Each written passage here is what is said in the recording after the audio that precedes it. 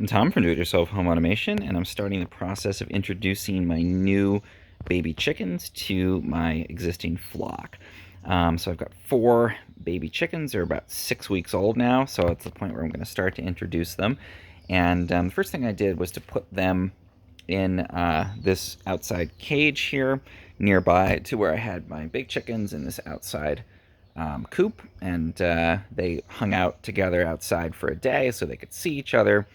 And I let the big ones approach the small ones in their cage too. So that's the background that I've done leading up to this point. Now I'm going to move this inside of the bigger chicken shed, and then let the big chickens kind of experience being in the same space, but with the little ones protected inside of this cage in there so that they hopefully won't get beaten up on. And once they're a little more used to sharing space, I'll let them all kind of merge. And I'm told that 6 weeks is a good time to start doing this.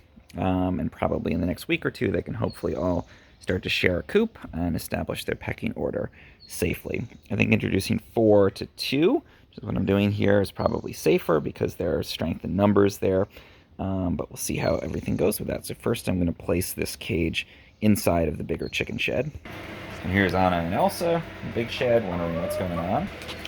So here we go with a little cage, and let's bring on these small chickens. So here they are in their brooder. Let's go ahead and put them in there. All right, got everybody in the same space. Anna and Elsa are gonna go see what's going on with the little ones. So far, they don't seem overly aggressive. They're just kind of wondering probably if I have any snacks for them. Let's go ahead and set them all up with some food and water. So they're going to kind of circle around and check out the interns. Stay in there, Elsa. Okay, everybody's having some food. Elsa, please go back in there. Little guys are eating and drinking. Big ones are too. We'll just leave them to start to get to know each other in there.